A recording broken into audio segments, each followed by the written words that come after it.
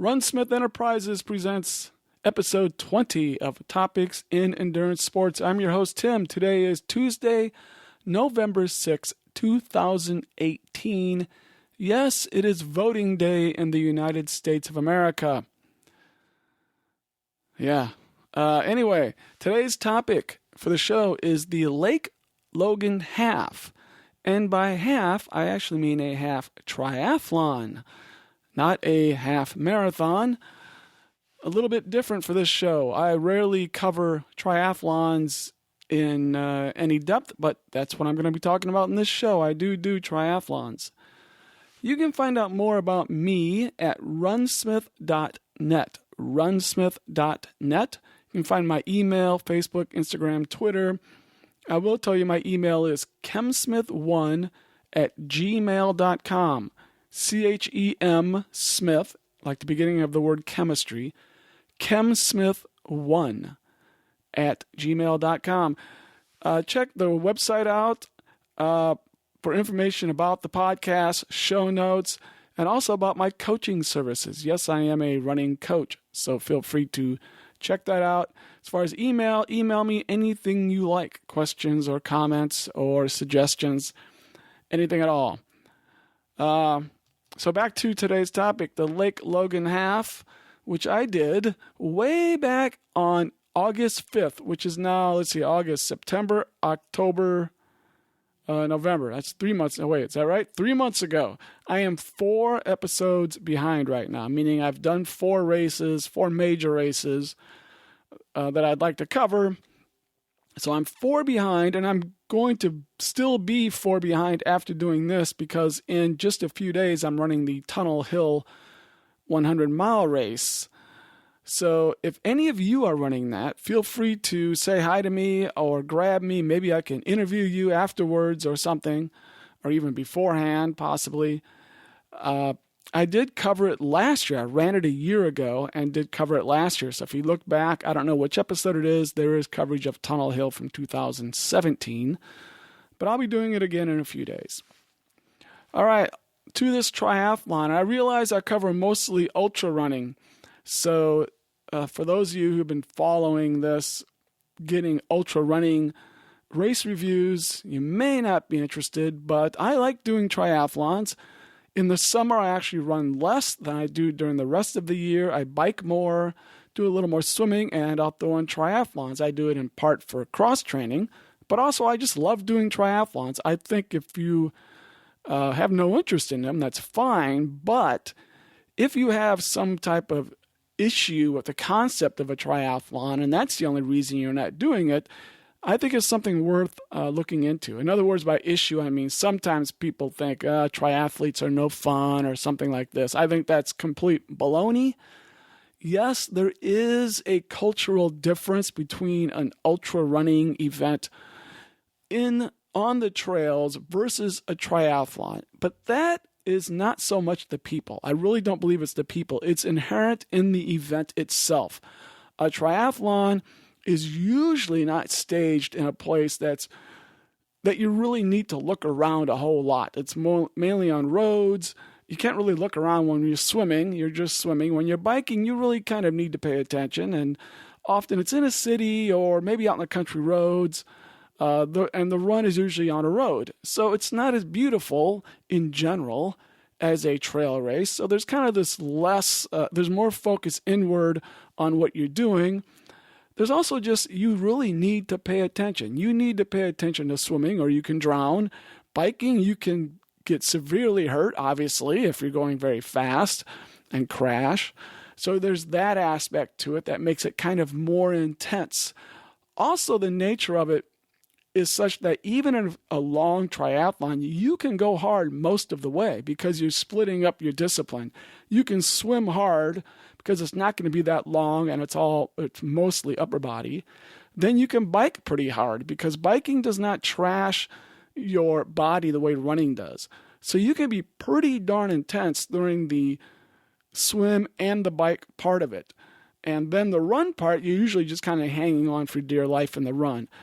All this is opposed to an ultra marathon where if it's long enough, you've got to take it easy from the beginning. It's just the nature of the race. Unless you're really great, really elite, you're kind of backing off. You're never at 100% in the same way as you are with a triathlon. You've got to take it easy. The aid stations are much different too, just the way they work.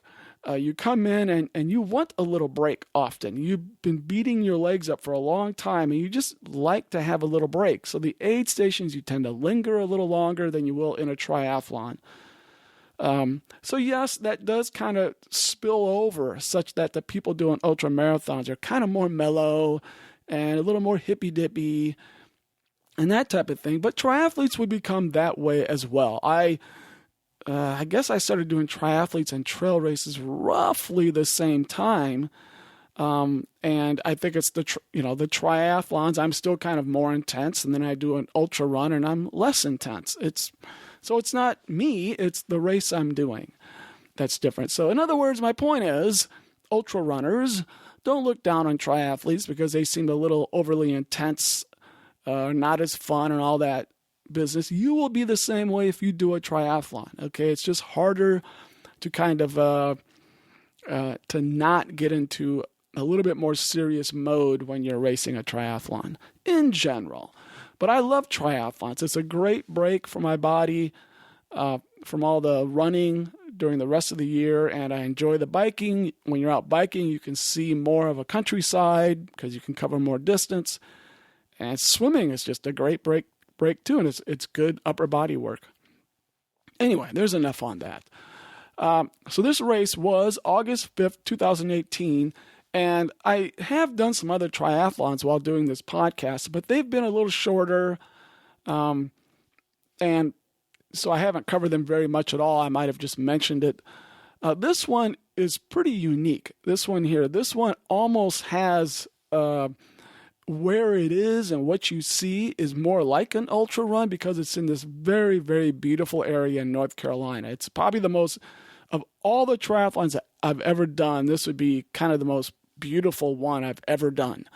It's just really, really, really nice. And some of the layout of it and the way it's done is it's absolutely fantastic. So this is put on by a company called Glory Hound Events. And they put on other things as well, bike races and just regular running races. So this is near the race is near Asheville, North Carolina. So a lot of people know how beautiful that area is. Asheville, there's mountain runs there. And the city of Asheville is kind of this cool place. The actual city that the Lake Logan half is in is Canton, North Carolina. And the race itself was on Saturday.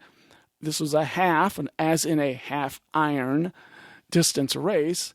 On Sunday, they also had races. They had an Olympic distance and a sprint distance. So I did the half iron, or the half, they just called the half. We always hesitate with the word iron, because Ironman, for those who don't know, is actually a trademarked name. So you really can't say a half Ironman, because this is not put on by the Ironman Corporation. So it's super, super annoying. All right. So really, I tell people I've done a half Ironman or I've done an Ironman, but I've never done one of their branded events because they cost so much. So I've kind of boycotted them, but I've done the exact same distances. So this is a half iron or a half Ironman, but you can't say iron in the name officially. You'd be violating a trademark. Very annoying. So, Canton, North Carolina, where I did this, is in the Appalachian Mountains, kind of the foothills, I guess. You're just starting to get up into them. And it's almost exactly 8 hours straight south of me. I live just north of Cincinnati. And I go about straight south about 8 hours. The Canton, like I said, is about 1 hour from Asheville, pretty close. The race is held at a place called the Lake Logan Episcopal Center. It seems to be kind of a Christian camp or retreat area. It's a very, very beautiful little area. There's obviously a lake there for us to swim in, and it's surrounded by hills. To me, I would call them mountains. I guess they're mountains, but maybe to them they call them hills. I'm a flatlander, so it doesn't take much for me to say I'm really in the mountains. But I think technically you are. You're in the Appalachian Mountains. They're not the Colorado, they're not the Rockies or anything like that, but they're the mountains. It's really, really nice. When you sign up for the race, you can also sign up for dorm rooms because, like I said, this is kind of a camp area, and they have rooms that you can sign up for and use. I can't remember the price, but it wasn't all that much. And this is kind of odd because they have it's one building with an upstairs and a downstairs, and the guys were in the upstairs and the girls were in the downstairs, and they had 2 rooms upstairs. Each had 24 beds. I don't know why, but there were only 5 of us guys total in these 24 beds, 2 in one room and 3 in the other room. Very confusing to me because this is extremely convenient. It's right at the race start, really convenient, and yet barely anyone's taking advantage of this. I don't know where everybody else is staying because there's nowhere else really nearby. You're kind of in the middle of nowhere. And many hundreds of people did this race or these races this weekend. So I'm confused as to why people are not staying at the dorms here at the Episcopal Center. I don't know, but that was great. That made the dorms come with the bathroom and showers, and we got to hog it all. Just 5 of us having 2 bathrooms and 2 sets of showers. I mean, sets of showers. Each bathroom has got like 6 shower stalls. We each had our own shower stall, basically. It was crazy.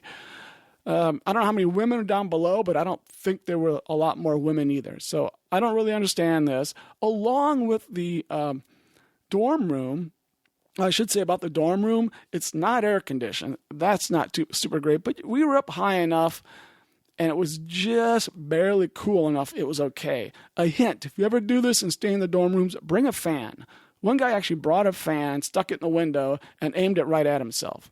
That was a good idea. I wish I had done that. But it wasn't so hot that I couldn't sleep. I was fine. A little bit, at first when I was lying down, I was like, ooh, I'm a little overly warm, but I fell asleep just fine. So next time if I do this again, I'm going to try to remember to bring a fan.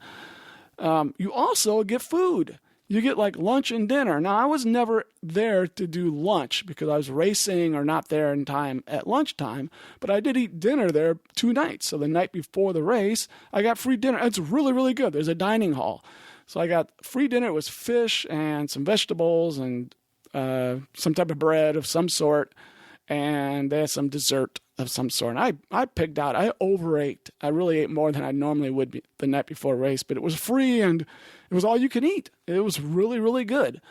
Dinner in this big dining hall. Again, more people had that. There must be people who can just eat but not stay at the dorm. I can't remember, but there seemed to be more people eating than that were in the dorm. So maybe you can just pay just to eat. They do have Wi-Fi, but only at the office, not in the dorm room. There's no Wi-Fi, and I think there was no cell service either. I consider this actually a good thing. It kept me from lying in bed staring at my phone. But all you had to do was get up and go over to the office, which was like a 4-minute walk or something. And then you had Wi-Fi. So I could go over there and Wi-Fi, before I went to bed and say good night to my wife or whoever. So that was not a big deal. Race morning. So anyway, the general temperature this weekend, we were lucky. It was beautiful. I can't remember the exact temperature. Warm, but not horribly warm, not too cold. It had rained a whole bunch the week before, and I'll get into that in a bit. Even up to like just a couple days before, they got tons of rain in this area. But overall, it was really, really nice this weekend. And I did this 2 years ago. This is my second time doing it. I don't usually repeat kind of bigger deal races like this, something where I have to travel and, usually I'm a one and done type of guy because I just want to experience other things. But this is so good and challenging. I've done it twice and I am considering going back and doing it again as well. It's that good of a race. Anyway, race morning, I got up at 4:45 a.m. I got up before the other 2 guys I was sharing that one room with. They still beat me down to the race, though. And here's what's really weird. They got up and they both showered. They were friends, I guess, but they showered. Is this a thing? Do people shower before they do a triathlon? Because I can't imagine why you would do that. You're going to jump in a lake, which, is questionable how clean that is, any lake. Then you're going to sweat like crazy biking and running. I don't understand the point of a shower. They both showered. And yet they both beat me down to the start because I'm kind of slow in the morning. I'm really methodical, getting everything ready. The other thing is they had their bikes in the dorm room, which I could have done, but I just didn't. They had their bikes all ready to go in the dorm room. Mine was still at the car, which isn't really a big problem. So the way this works is the dorm room's kind of up high. You walk down a little hill about 30 feet to the area where my car was, and also that's where the dining room and the offices. So I had to go there and get my bike off my car and blow up the tires and get it kind of all ready. Then you walk down about another 30, 40 feet down a hill and you're right at the race start. It's amazingly convenient. So in other words, from my bed, I can hop out of the bed and be down. If you just got out of bed and you walked out the door and walked down, you'd be at the start of the race in like 4 or 5 minutes. That's how convenient this dorm is where people are not staying. So it was really, really convenient. So anyway, like I said, even though those guys took showers, by the time I went to my car and got my bike off and got it kind of ready and came down, I noticed they had beat me down there. But I had no problem getting everything all ready. I mean, it's really nice. You can sleep in very late compared to a normal race. This was 4:45 a.m. I got up and the race started at 7. And I'm a really early person. I always get the races really early. So if I had been 45-minute drive away or something, I would have had to get up, at 4 instead of 4:45. And I probably would have gotten up even earlier because if I have to drive somewhere, I get more nervous and then I overdo it. So it was nice not having to get up at 3 or 4 in the morning. 4:45, still early, but very nice. So anyway, I got up in the morning, got myself ready, went to the car, got my stuff, my bike and everything, went down to the start. You get everything ready in the transition area and got ready to start the race. It was a cool start. It was in the 60s at the beginning. It got up into kind of the 70s during the day. You are up in the hills. So it was beautiful, just a perfect day weather-wise. No rain or anything like that. Now the water, though, was cold. As I said, they had gotten a lot of rain the week before, the days before, and that came down the mountains into this lake. A river feeds into this lake or a creek. And holy moly, it was cold. Not the coldest I've ever swum in, but one of the coldest. It was, I think they said it was about 65 when we jumped in. That's pretty cold. Very definitely wetsuit legal. And the way this worked is kind of an out and back swim. It's kind of weird. You swim out into a lake, you turn around and you swim past where you started. Then you actually swim up the creek a little bit. Just a little ways, about 20, 30 yards, and then that's where you get out. So it's kind of weird the way it is. And here's the thing. First of all, in the lake, we start swimming and we come back and there's a whole bunch of debris in the lake, like logs and trees. I'm exaggerating a little bit, more like weeds and branches. And it came from all that rain was kind of pulling stuff off the sides of the lake and into the lake. So we had a little bit of that to go through. I didn't really come up with a large branch, but I kind of got some branches kind of on me a little bit and some leaves and stuff like that, swimming. And then right when you enter the creek, and I remember this from last time, the temperature plummeted again. It got down, they said, I think it was about 60 degrees. That is extremely cold to swim in. Again, I had a wetsuit, so it was okay, and you're only kind of swimming in it for a few minutes, but also that's where the water's coming in, so you slow down a lot too. So you get right to this really, really cold spot, and then you're swimming, you're kind of not going anywhere, so you're fighting the last 30, 40 yards in this really, really cold. I mean, it was fine, but it was cold. You could really, really feel it.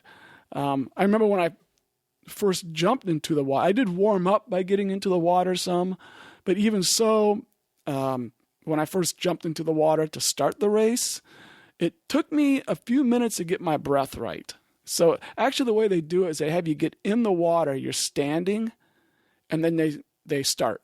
Okay, then they say start. So you start. But even so, I swam, and I know for about 4 or 5 minutes, I had a little trouble catching my breath at the very beginning of the swim. It was that cold. And I've had that happen before, so I'm used to it now. I don't panic, but I have to sometimes stop and just turn over my back for a moment just to calm the breath down. Not a big deal, Like I said, no panic or anything, and I wasn't the only one doing this. I saw other people kind of dealing with it as well. It's just cold enough it restricts your lungs and makes it hard to kind of breathe really easily. So anyway, I got through the swim. I think it took me about 50 minutes. I think it's like 5 minutes slower than the last time I did it. Actually, maybe it took me about 45 minutes. But the swim went well. And the thing about the swim, I actually purposely took the time while swimming to look up into the hills where I was swimming. Really, really, because you're surrounded by these mountains. Now, this is not something I normally do while I'm swimming, but I took the time because I'm not that fast. I'm not sprinting out there in the swim. I actually took the time to look up in the hills, very pretty views while I was swimming. I was looking around and saying, wow, this is nice. Anyway, you get out of the water, out of that little creek. Actually, you have to jump onto a dock, and they have guys to help you get out because it's kind of hard to get up onto the dock. They have guys to help you get out. Ran and got my bike. And the bike, what's cool about this bike is it's not loops. Almost every triathlon I've ever done, the bike, no matter what the distance, almost, unless it's a sprint, ends up being loops. You'll do so many different loops. This is one big loop, actually kind of a big lollipop. You go out, and then you do a big loop, and you come back in, roughly. So you don't have to repeat, which is, I think, wonderful. I mean, it's so nice in a race when you don't have to do loops like that. Really, really nice. And you right when you get out of transition, you get on your bike, you go up a hill. The whole bike is hilly. So when I said earlier, one reason I'd like to go back and maybe do this more is because it's challenging. The bike is not easy. And I'm a poor cyclist. I just don't bike enough to get good at it. And it's just up and down and up and down and up and down and up and down. And again, beautiful views of the hills that you're going by. You're going by farms or through little towns, or you can just look up. At one point I was biking, I looked way up in the hills, and there was fog at the top of the hill. 20 minutes later, I was up in that exact fog, which I'm like, holy moly, I've went up a long, long, long way. Again, if you're out in Colorado biking, this is nothing like that. But for me, someone who doesn't get to bike on hills barely ever, or big hills, or mountain-type hills, these were big hills. But I still enjoyed it. I just kind of, poke along as best I can going up the hills, and was doing very well. So the interesting thing that happened in this race to me was around mile 19. I'm just approaching the first aid station, which is going to turn out to be very important. I was approaching the first aid station. I was coming down a hill, just letting it go. I was probably 30-some miles per hour. And I was kind of tucked into my little aero bars. I do not have a triathlon bike. I just ride a regular road bike, but I did put up little triathlon bars on them to hold on to. I don't really use them very much, but if I'm just going down a hill, I can tuck in.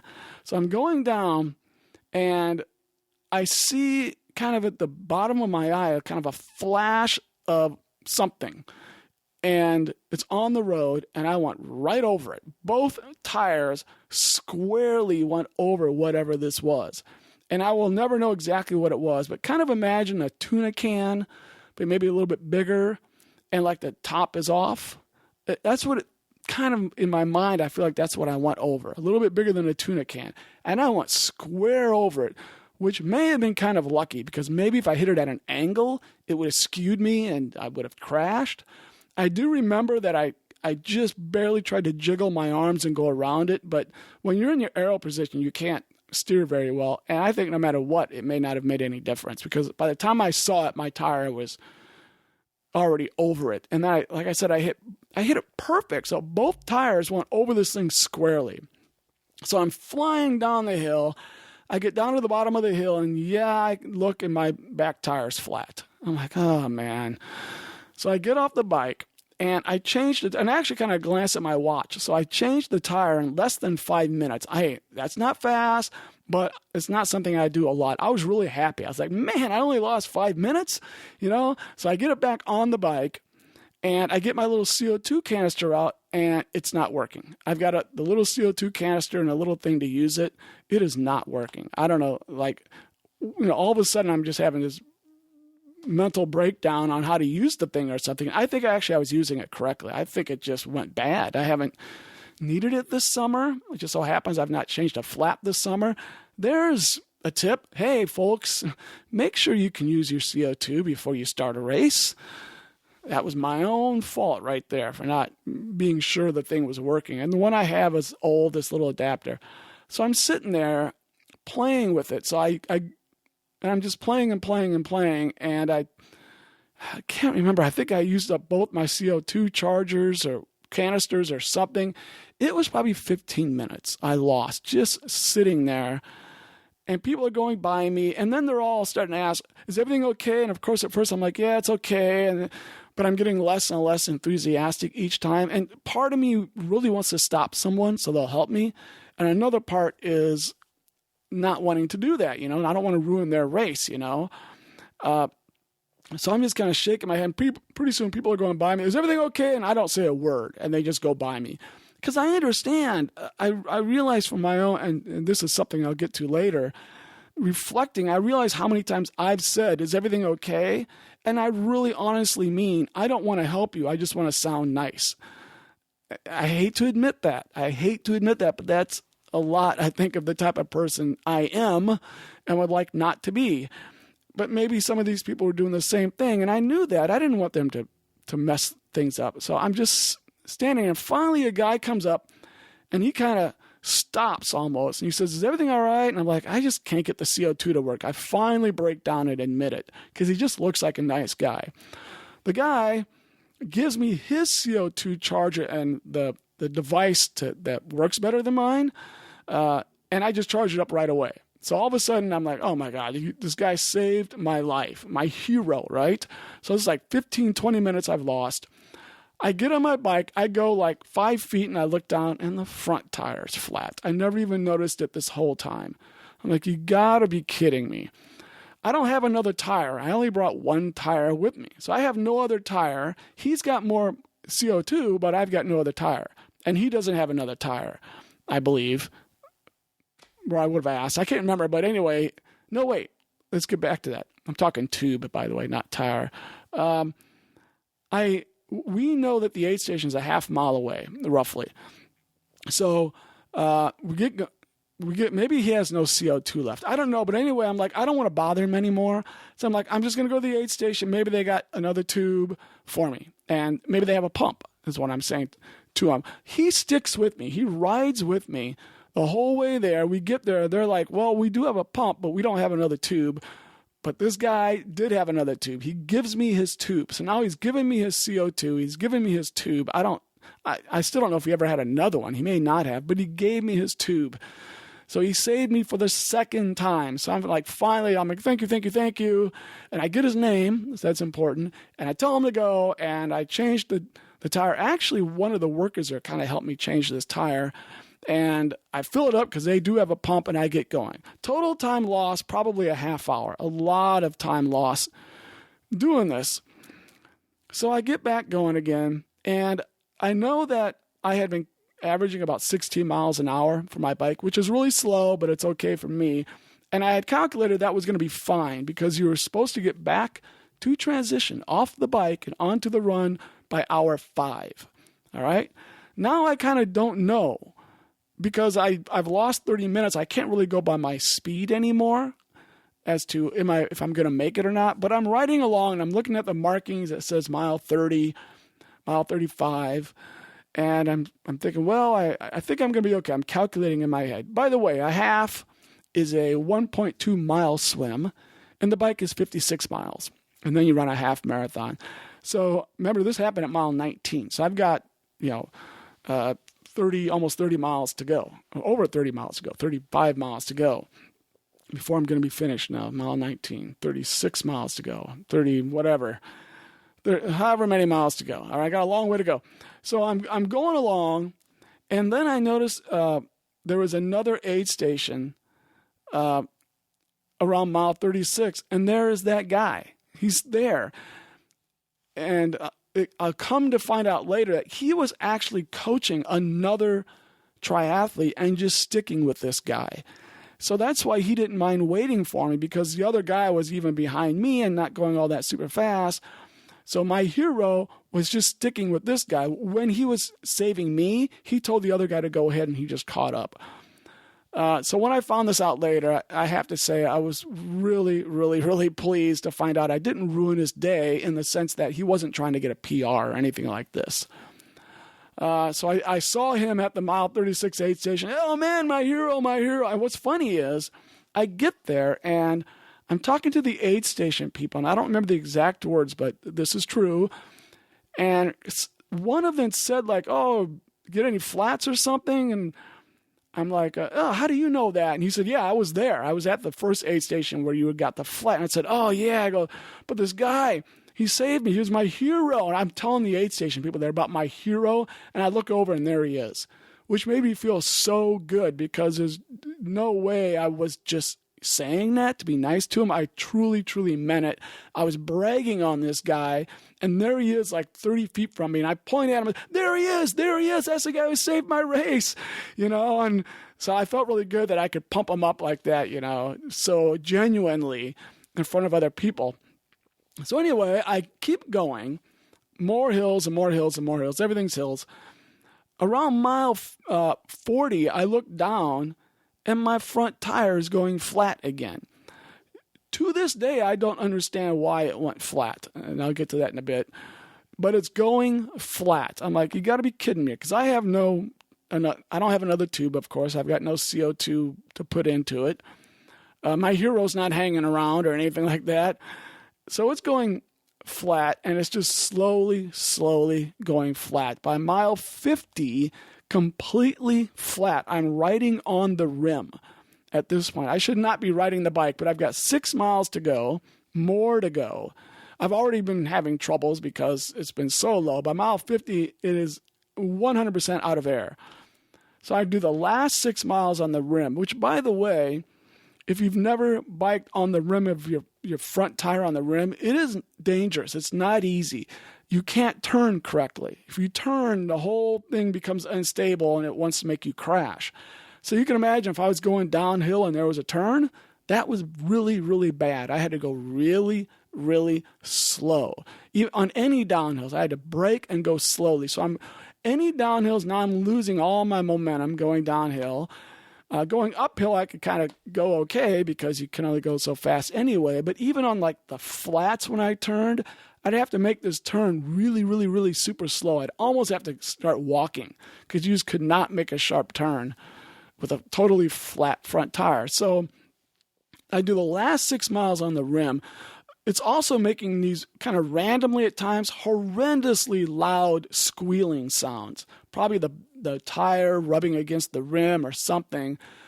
I mean, you can probably hear this for 2 blocks. Really, really, really loud sounds. And I'm just shaking my head like, are you kidding me? This is flat number 3. I'm just kind of like this. And by the way, in all my triathlons, I've only once ever gotten a flat. Actually, never in a triathlon. Once in a duathlon, I got a flat and I fixed that and had no problem. So I'm like, okay, this is stupid. Anyway, I come into the finish, and luckily like 2 blocks before the finish, it stopped making this horrible squealing sound, so everyone didn't have to stare at me, but I think they could see I was on a flat tire. So I come into the finish, as in the finish of the bike, to the transition, and it was like 4 hours and 56 minutes. I just barely made the cutoff. So I get out of there right around hour 5. By the way, I don't think they were truly enforcing that cutoff, but nevertheless, there it was, and I really wanted to break it because I think my hero still wasn't there yet. He finished the bike. My hero and his triathlete he was coaching, I think they were still behind me, and they still got to finish the race. But nevertheless, I was like, yay, I made it, by 4 minutes. I was kind of laughing to myself. Then we got to the run, which, like I said, was a half marathon. And astonishingly, the run went great. I had a really, really good run, and I often have really bad runs. Poor. I run poorly in triathlons because I beat myself up biking so much that my legs are just trashed, and I cramp and everything like that when I run. But I had a really good run, a very surprisingly good run. And the run was just 3 miles out and 3 miles back on the road. You basically did that twice. for, it came to a half marathon, which sounds kind of boring, but actually it was nice. There was a creek on one side, and you were kind of, there were trees and everything. You're kind of in the woods. Really nice. And it's kind of uphill on the way out. So you went like around 3 miles uphill and about 3 miles downhill coming back. And you went all the way to the finish, basically, the finish of the race. And then you had to go out and do it again. But I had a really good run. I did it in like 2 hours and 3 minutes, I think, that's not a fast half marathon, I know, for a lot of people. But after swimming and biking 56 miles of hills, and I put a lot of energy out on that that flat tire, the last 15 miles on a flat tire. I wasted a lot of energy dealing with that. So I was happy with 2 hours and 3 minutes for the run. And I even almost evenly split it. I checked, and I think I did the first half of the half marathon in about 60 minutes and the second half in about 63. So that's pretty good.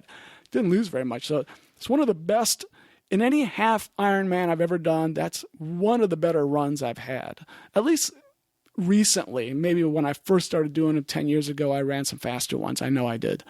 But recently, that's pretty good. Anyway, that was a day. My finish time was 7:03:57. Obviously, I was like, I want to beat 7 hours, and I didn't quite make that. 2 years ago when I did this, I did it in 6:47. So I was slower, but not really. I was about 17 minutes slower this time, but part of that was the swim. I think I was about 5 minutes slower in the swim this time. I really just haven't been training to swim that much. And secondly, like 30 minutes on the bike because of the flat. So if you take away the flat, or the 3 flats, if you take those away, I definitely did better. My run was actually faster this year. My run last time was 2 hours and 16 minutes. This time 2:03. So I was 13 minutes faster in the run. And I would have been as fast or faster in the bike. So without the flats, I would have finished this, maybe 16:30 something. So, and that, which is faster than what I did 2 years ago. So I'm really happy about that. All right. So this is another reason I'd kind of like to go back and see if I can do even better and not get flats. But the race was beautiful. Again, while I was biking, I took the time to look up and look around, probably while I'm driving over flat cans and getting flats. The run was nice. It was just a beautiful day, not horribly hot, but I really enjoyed it. So, if you have a hankering to do a triathlon and you want to do it in a really beautiful area, super, super convenient with the dorm rooms, I absolutely recommend this race. It's one of the most beautiful triathlons you can do. And I'll tell you about what I did the next day as well, which adds to this it's a wonderful area. It's not just this race, but you've got things to do. You can go to Asheville, which I didn't do. Last time I did, I went and ate in Asheville. You can go to Asheville, spend a day there. You've got Black Mountain, which is nearby, which is where I did the Black Mountain Marathon, which I covered in a previous episode. So you've got the mountains to go hike the next day if you want, which is what I ended up doing. Absolutely beautiful area. People in North Carolina in that area are so lucky. It's really nice. That's most of it for the race. A little bit about what I got. Let's see, I have a bib. I'm holding stuff up to the camera. For those of you who don't know, I record this on YouTube, and eventually it goes on YouTube for people who don't watch YouTube. So if you want someone to watch it on YouTube, eventually it will pop up there. So I got my little bib, not really very interesting. But I did get some other cool stuff. I got a pair of socks, all right? They say, Without Limits, and North Carolina Triathlon Series. So this race is part of a series they put on. Bike socks, really nice. I like those. Got a shirt, cotton shirt that says Lake Logan Multi-Sport Festival, August 4th, 2018. Did I say August 5th? I guess I had the wrong day. I guess it was August 4th. So I got a shirt, nice cotton shirt. And this is really unique. A pair of pajama bottoms. I actually wear long pajama bottoms all the time. All winter long I wear them. Check these out. These are super cool. They're red pajama bottoms. They say North Carolina Triathlon Series on them in big letters. And then in little letters all over the place it says swim, bike, run. It's got little pictures of people swimming, biking, and running. Totally awesome. I know I've never gotten pajama bottoms in a race. Can't beat that, man. So you get some good swag. And finally, of course, I got a nice medal that I did complete the race. Lake Logan Multi-Sport Festival 2018 finisher, Lake Logan half. Really, really, really nice stuff they get you. Well, pretty cool. I guess the pajama bottoms I really like. So that's unique. And the socks. It's always nice to get another pair of socks. And also the winners. The winner of the race for the men was Charles Ledford of Otto, North Carolina, 4:31:44. So he beat me by 2.5 hours. Wow, that's just amazing. The female winner was Julie Nevergelt of Mount Pleasant, South Carolina, 5:11:59. Great job to you two. That's speed. She beat me by 2 hours roughly. Nice job. By the way, when you finish the race, right there at the finish, which is a big field that's got all your transition area, all your bikes and everything, right there, they had a whole bunch of food. So they had turkey wraps and cookies and fruit and pop. And you even got a free beer. You're supposed to get one free beer with your thing, Rheingeist or something like that. That a free beer you could have. Really nice to hang out there, and it's a nice area. It was nice out, so a good place to just hang out for a bit. And then later, again, I ate at the lodge. I was going to go to Asheville like I had done the time before, but I thought, all I would do is go into Asheville and eat. So I decided not. I stayed, so I ate again at the dorm, another free meal, and I remember it was chicken. I don't remember everything else, but it was good. I enjoyed it. I ate tons of food again that night. So the last thing about the race was my hero, which I haven't said his name. His name was Chris Miller. So I specifically saw him on the run, and I don't know if I said anything I didn't say anything during the run, but I knew I was ahead of him, so I was really happy that I was going to get done before him. Again, he's hanging with his triathlete friend. So I'm running, and I get done, and I searched and found Chris, and finally bugged him, and yes, I got an interview with Chris. So I thought, that guy saved my day. He's my hero. I'm going to talk to this guy. So Chris Miller lives in Charleston, South Carolina. Let's listen to what I talked about with Chris. Okay, I'm here with one of the finishers. Your name is? Chris Miller. Chris Miller, and you are from? Charleston, South Carolina. Charleston, South Carolina. Have you always been from there? No. Where'd you grow up? See, I grew up in Florida. Florida. Just moved a little bit north. Yeah, I say I'm from the South. From the South. A little bit of you don't sound all that Southern. Yeah, it's because you're from Florida. The more south you go, the more north you get. That's a new one. I haven't heard that one. I lived in East Tennessee for a long time. They always thought I was from New York. Okay, first question. Have you done this race before? Never done this race before. First time, all right.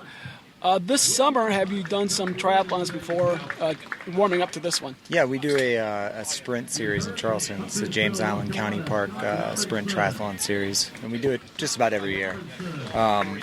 So, yeah, we've done 3 so far. And we did a Palmetto 200 Ultra race earlier this year. What is that? So it's a Palmetto 200 is a relay race. I imagine like a Ragnar relay. Oh, okay. So it takes, we call it the Palmetto 200. Palmetto, the bug or whatever, or is it a tree? The tree and the bug, yeah. And the bug. So they do it in South Carolina. That's why it's Palmetto State. I think of it as Florida, those things, palmettos. I know. You would think that. The palmetto bugs are prominent in Florida, but we have a lot of palmetto trees in South Carolina. So aren't they really big bugs that fall on your head? Yeah, they can do that. I've worked on farms. For the most part, the entire time that I've lived in Charleston, I moved there in 2012, and between there and Florida, I've had a few palmetto bugs fall on me. Is that what your vocation is, working on farms? So I own a business called Endurance Farm. Really? What is that? Yeah, and so it's a coaching business, but I moved to Charleston, South Carolina to work on farms, and then I got into working with food banks, growing food, and then beyond that, got into teaching kids how to grow food, kids aging out of foster care. Ah, that's fantastic. Yeah, and then I realized there was a strong correlation between endurance sports, mental health, right, and just eating healthy and working outside. And you need lot of endurance to do that kind of job. Right. Working with kids and also farming. So what type of coaching do you do? So I do some triathlon coaching, but I do a lot of swim, like teaching people how to swim, teaching triathletes how to swim better. Right. Yeah. So mostly that. Very nice. Yeah. Okay, let's get to today's race. Okay. Start with the swim. I'll assume you wore a wetsuit. Did you? I did not. I was going to say 2 or 3 people didn't. You Yeah. Why did you not wear a wetsuit? It was cold water. I know. I love the cold water, and I'm a big fan of Wim Hof. Are you familiar? No. So Wim Hof is this.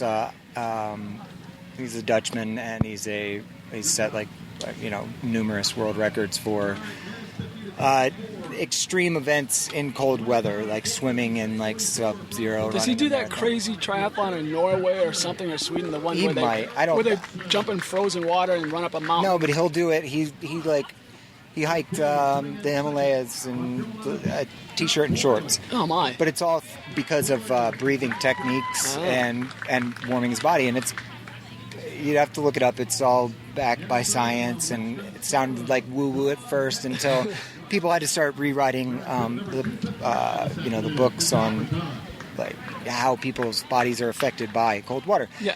I'm a big fan, but I've always been a big fan of cold water. Oh, okay. I So I've have always heard been- of people who do that type of stuff. Yeah, well, I mean, they have to figure out how to do it somehow. Right. He's just perfected it, right? So people do those polar bear challenges and Right. stuff.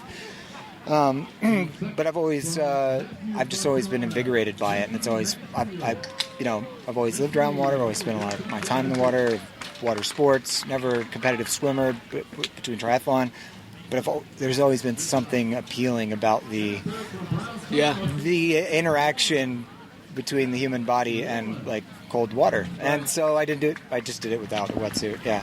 So even going under the bridge, you are all right? Yeah, so here's the issue, is that I came here to swim with a buddy of mine who has a fear of swimming in long distance in these types of conditions because there's no current. And I've been coaching him for about the last 2 years, and he's kind of starting to get through this fear, but he's also about to do his first full Ironman in Chattanooga. And so this was a training race for him, and so I came out to do it with him. So the swim took about an hour. About the last buoy is when I actually started to feel a little bit uncomfortable. So you just stayed with him in the swim? Is that what you mean? Yeah, talked him through it, like watching his technique, making sure that he was all right, making sure he wasn't panicking. And he had a few moments where he was like pretty nervous. How old is he? He's my age, so 37, 38. Okay, so what color was your cap? Yellow. Okay, I think you were. I don't know. I was light green. Maybe you were right before Yeah, me. light green. I think you guys came up behind us. Okay. Yeah, we were the second wave. Right, I was third wave. Yeah. You cleared the debris for us. You and the people ahead of you. I got it stuck in my kit. I did get some sticks. Yeah, and I had stuff, to though. dig Leaves. it out of- I had leaves on my goggles. I had to dig it out of my, I had to dig it out of the kit, if you will, over in transition. It was a little uncomfortable, but it was a great swim. I loved it. I loved it too. I took my time. That was probably the only time I've swam with my head out of the water since I was a kid. I call it a neighborhood swim. There's all the kids in the neighborhood that we have to teach how to swim. They all want to swim like, with their heads up first. That fear. But I just didn't want to. I wanted to take it in. This is such a beautiful place. In Charleston, do you swim in the ocean? Is that what you do? Yeah, we do that. Is that chilly or how's that water? Nah, I mean, it can be. But it's pretty warm this time. It's like bath water this time of year. Oh. And there's a lot of really good places to swim open water. You have to time it right. Yeah. It's okay. It's okay. They do have some lakes that are controlled because there are a lot of poisonous creatures and reptiles and stuff in South Carolina, so you do have to vet the areas that you swim in. Right. All right, let's get to the bike. So you get on the bike, and how did that go? You were biking with your friend too, right? Because Same thing. When you saved me, I think. Yeah. That's why I was taking my time. Okay. I had come down the hill where I saw you, and I took off. That's another thing. He had a bad wreck. Oh, he did? Yeah, not today, but so he's a little nervous about that. He's had a couple of experiences that have just shook him up. Right. And in like the early part of his training, he just wasn't being coached, and he's an entrepreneur, multiple times over, and so he has this kind of type A, go out there, gut it out, do the thing. Didn't have the greatest technique and hadn't spent a lot of time, riding bikes technically, and so he hit a patch of sand and slid off the bike. Anyway, so I knew I was just going to hang out with him, and then he was going to help me through the run because he's a much more avid runner. So yeah, I hung out with him throughout the day today. Yeah, I feel a little better there then. Yeah. Is that why you were taking a break at the other? I felt better when I saw you there too. Yeah.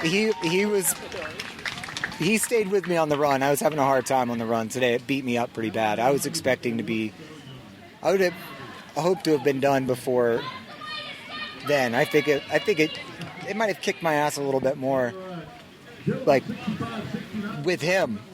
I think I burned a lot of calories on the swim, and not having the wetsuit. Right. And I think maybe that. Yeah, not having a wetsuit and then slowing down a little bit. You probably weren't. Well, my body creating as much heat. No, my feet, my lower limbs, just the blood stayed in this area. About that last buoy is the only time that I started feeling like, okay, I could see where this could go. This could go poorly if I wouldn't pick up the pace. So I started moving around a lot more.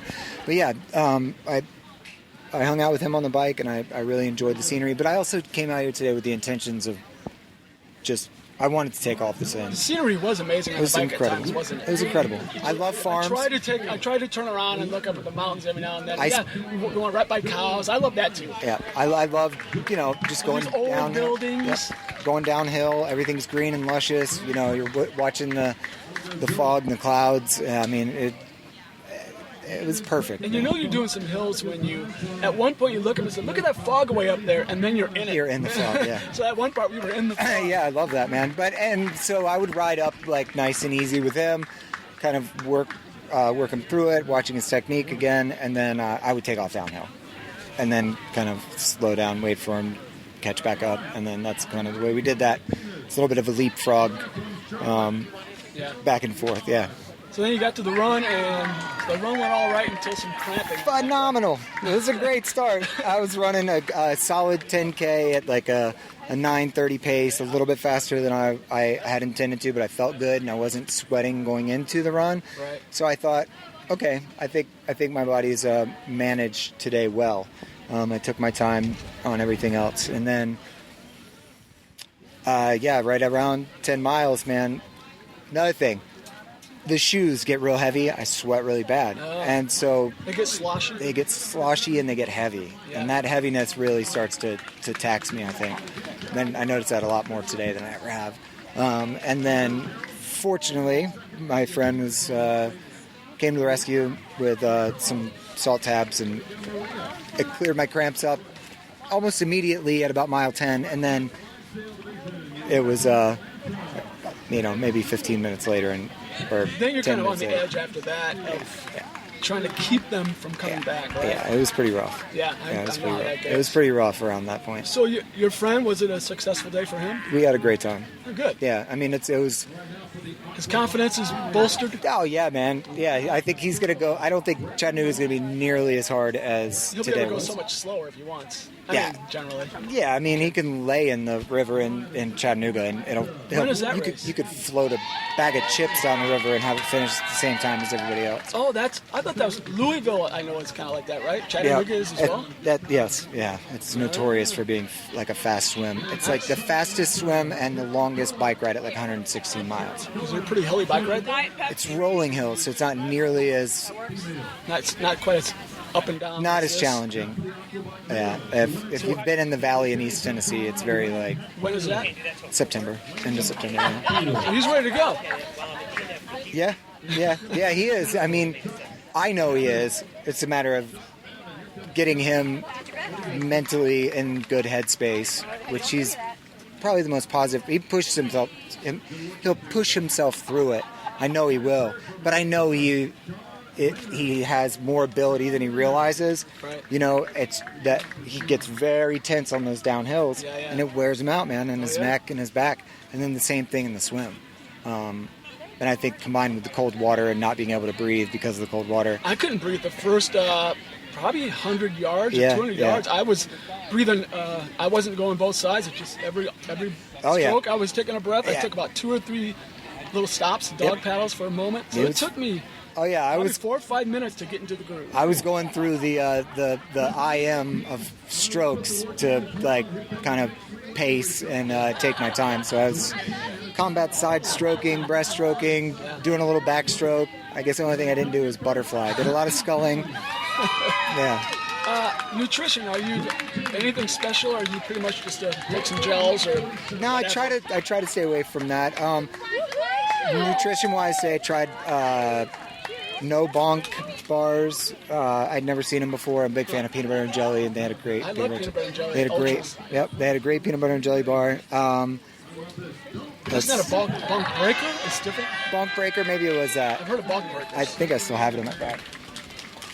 So that's what you had pretty much a whole. Yeah. What about in your water bottles? Just water? Oh no, I had Noons. I had UCAN. Okay. Yeah, UCAN's so good. Yeah, bonk breakers. I've heard of those. I've had Great stuff. Yeah, those were good. The UCANs were. I think I probably could have. If I would do it different, I think I would have taken UCAN with me on the run, and definitely salt tabs. Yeah.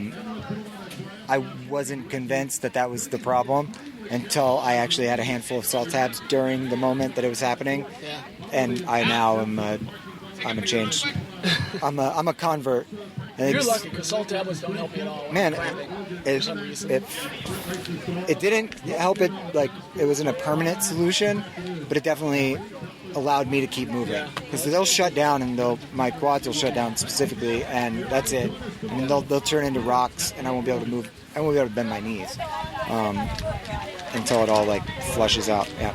Yeah, what about your bike? What kind of bike do you have? Oh, man, I have a 2001 Cannondale Ironman 2000. Actually, I don't know anything about bikes. Yeah. I don't Just have. wanted to ask anyway. It's a great bike. It was like a fantastic bike during that year. I used to race on a 1981 Raleigh Technium aluminum race Nice. bike. I love it. I think they should do vintage bikes. That's a good idea. So I just enjoy them. Like I've got an old Schwinn circuit bike, like from the 80s. Yeah, it's a steel frame. It's so much fun to ride. Yeah. Still got the original Campanello parts on it. It's just a blast. Wow. Yeah, I enjoy that. And I see on the run you have some Hokas. Which Hokas are those? I do. These are the what are these? I always forget that. They're the Clayton. Which one?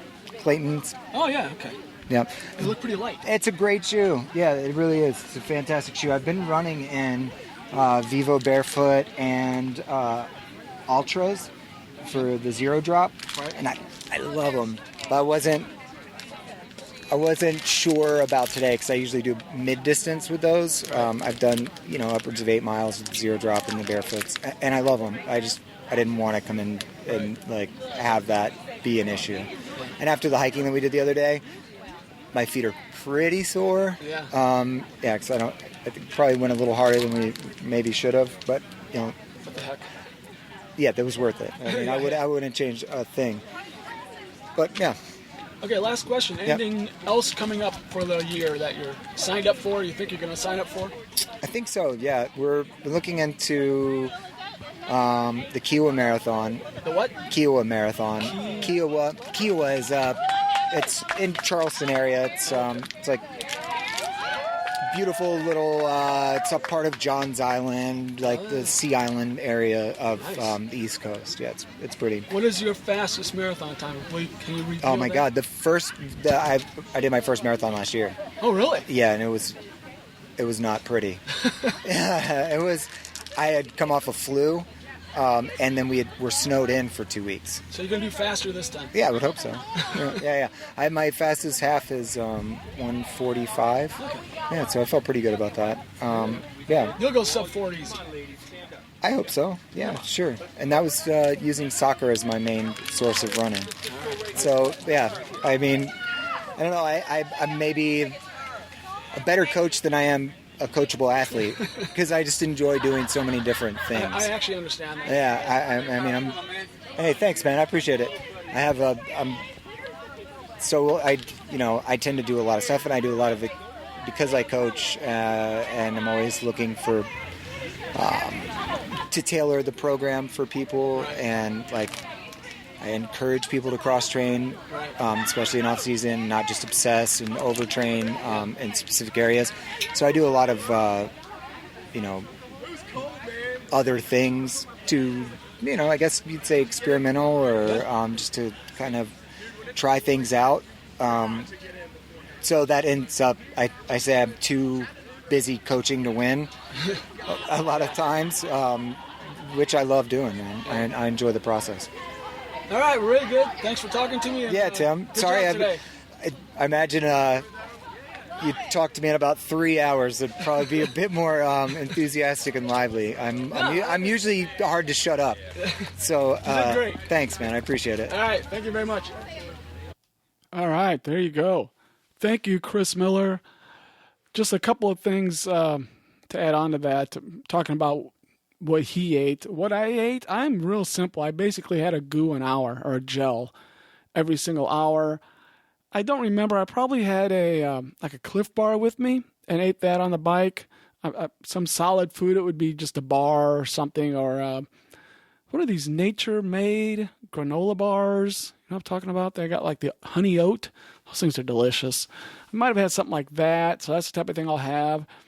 In my bike water bottles, I'll often go ahead and add a sport drink to it. So on my bike, I can take in some more calories. It's easy to take in more calories when you're biking because your stomach isn't going up and down so much. So you try to get a decent amount in biking. Of course, you take in none when you're swimming. You take a gel right before you swim.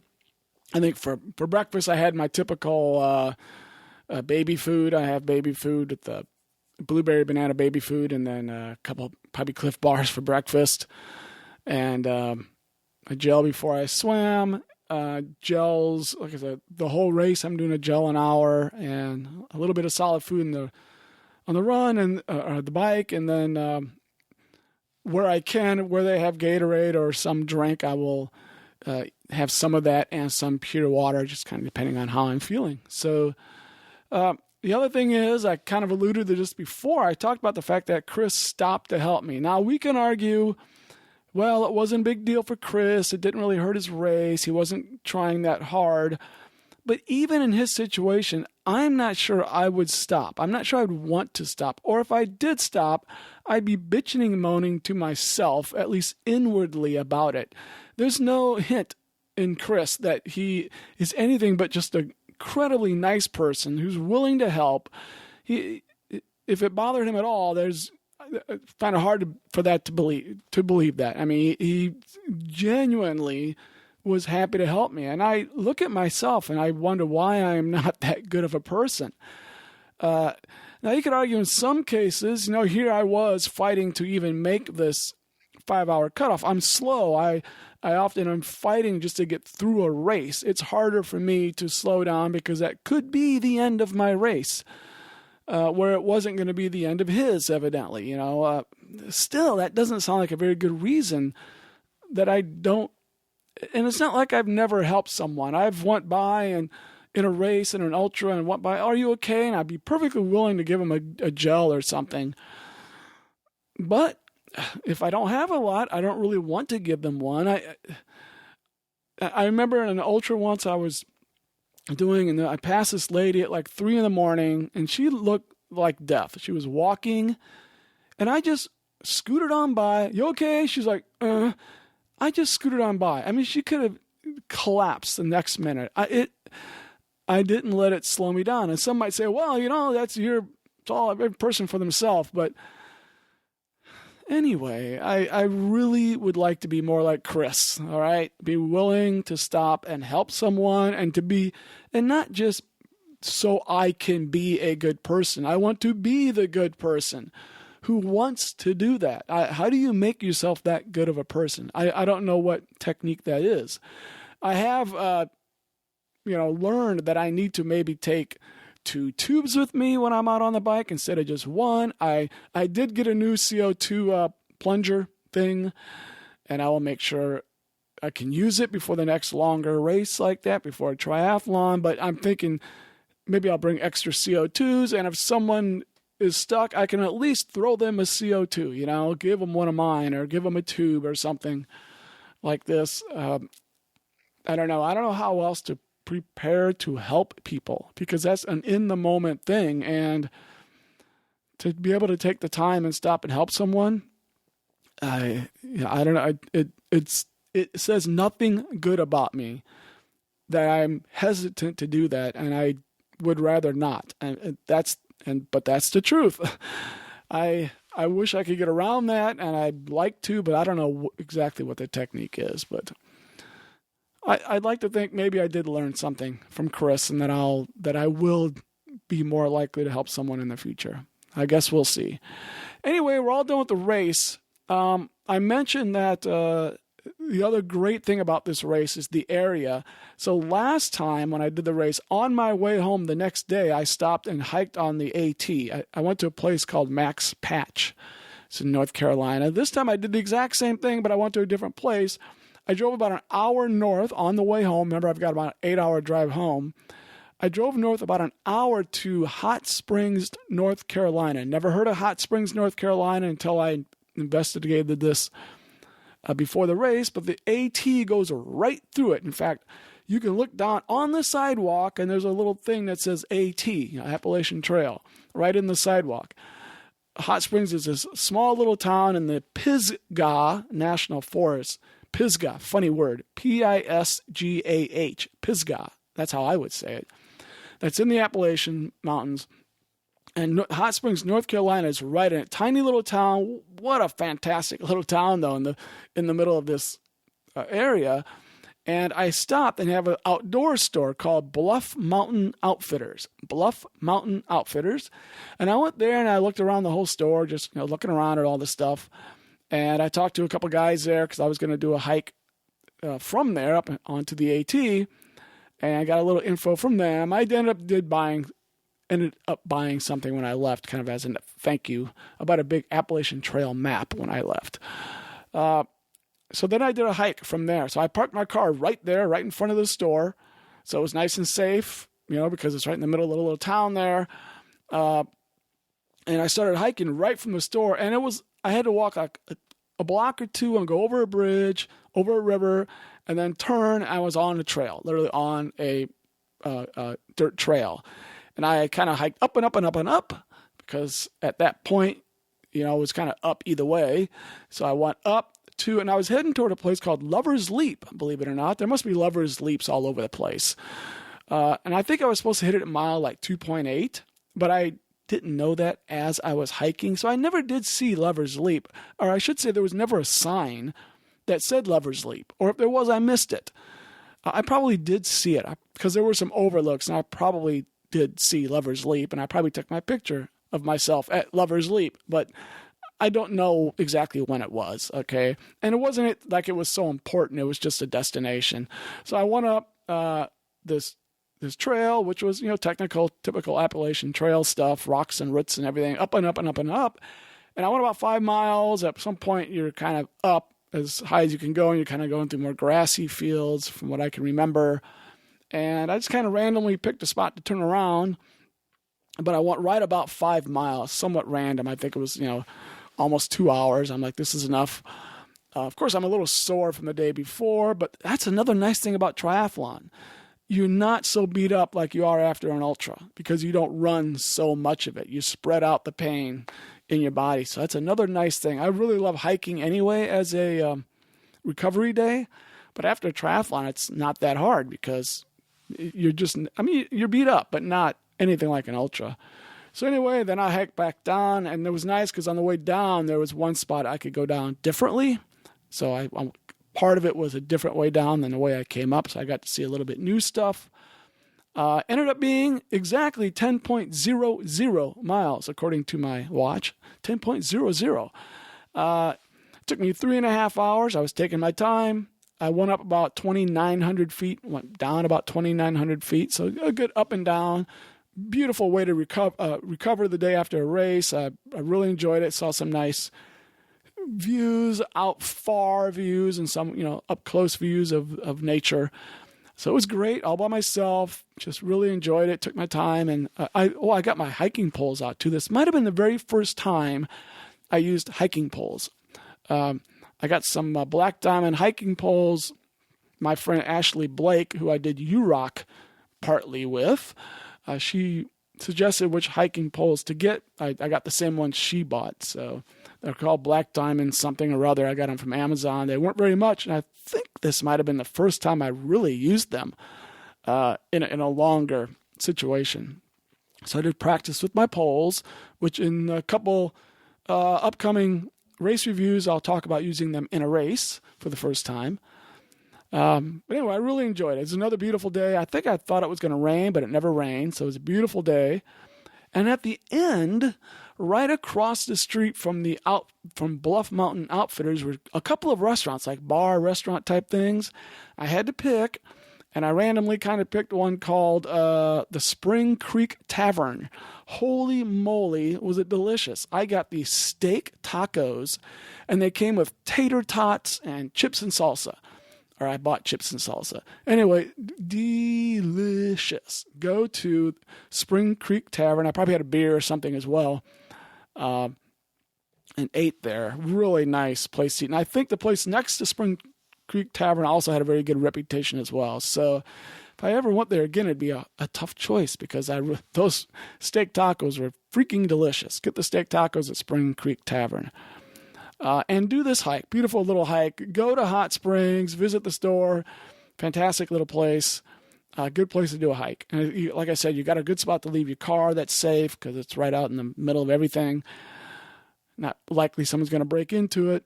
And got a great place to eat right afterwards, right across the street. And you've got an outdoor store. Everything you need. Park there. Go hike there. And that's it. That's all I have for today. Again, thank you, Chris Miller, for saving my day. I guess I haven't said this yet, but without him, my day would have ended right there on the bike. I don't know.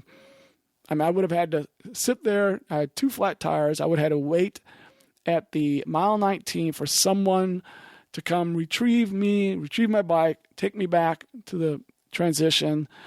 If I had time, maybe I would have done the run just to do it, but obviously it wouldn't have counted. Maybe somehow if he had not come by, someone else might have, or maybe at the aid station, maybe someone could help me, but there was nobody there with tubes, so that still would have come down to another competitor. They had a pump, but no tubes. So in any case, it was Chris who did save me. So thank you, Chris. Sounds like a great guy as well. Besides the fact he saved me, the things we talked about with what he does, his coaching, and the work he does, just all around great guy. And that's all I have for today. Do this race. Go to Hot Springs. Eat at Spring Creek Tavern and become friends with Chris Miller because he's a great guy. Again, you can find more information about me at runsmith.net. Email me at chemsmith1@gmail.com, CHEM Smith1, the number 1, chemsmith1@gmail.com about anything whatsoever. Check out my coaching services as well. And that's all I have. This is Run Smith Enterprises presenting topics in endurance sports. Signing out. Have a fun workout.